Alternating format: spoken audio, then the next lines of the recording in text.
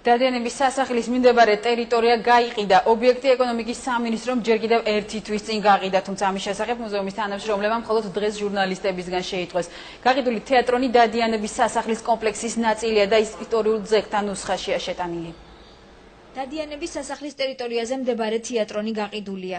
თეატრონთან ერთად 1000 კვადრატულ მეტრამდე მიწის ფართობით. ინვესტორი ქართველ ბიზნესმენთა ჯგუფია, რომელმაც ტერიტორია აუქციონზე შეიძინა.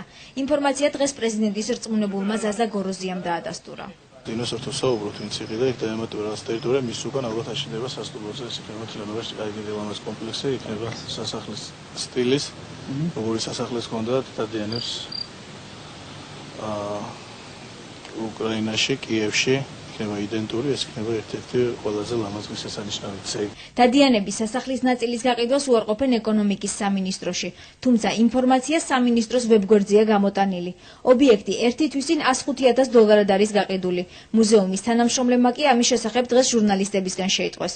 ინფორმაცია ვებგვერდზე გადაამოწმეს და გაყიდული ობიექტების ნუსხაში სასახლის ტერიტორიაც ნახეს.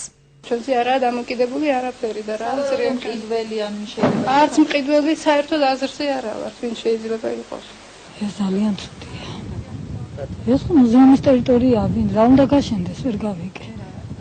ზუგდიდში ბოტანიკური ბაღის მიმდებარე ტერიტორიაზე უკვე გაყიდული ობიექტი დადიანების სასახლის კომპლექსის ნაწილია.